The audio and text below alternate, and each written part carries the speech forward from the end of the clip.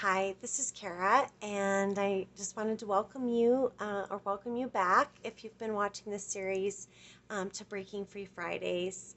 And I'm so glad you found this video and are here.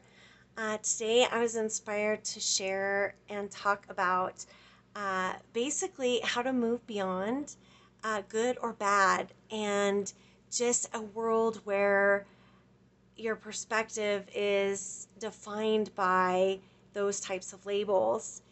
One of the things that happens with that, it's interesting because we label things to help give context and definition.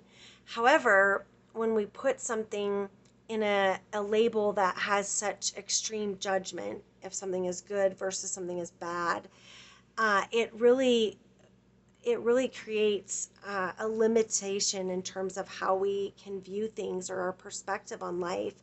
And in particular, if we are labeling feelings, it can create a lot of resistance in terms of how we experience sensation and how we move through feelings. And one of the things that is important to keep in mind is, we have an immense amount of feelings at our disposal at any given moment in time, and they all have a place, whether it's being elated and happy and blissful, all the way down to courageous or just feeling numb or angry or in despair or guilt. Any feeling that we have, it's a message, and it's something that is an opportunity for us to move through. And when we label it, especially if we label something as bad, it creates resistance, and it makes it harder for us to actually process that feeling or that sensation. It creates resistance is something that actually creates and lends to suffering. And one of the things that we can do in our journey for empowerment is really have more of an open-mindedness and a neutrality in how we view and are experiencing or realizing a feeling. And as we do that, and as we create more objectivity and neutrality, we create a pathway for those sensations and those feelings to actually process and to release and move forward, so that we actually break free. We have more empowerment in that way.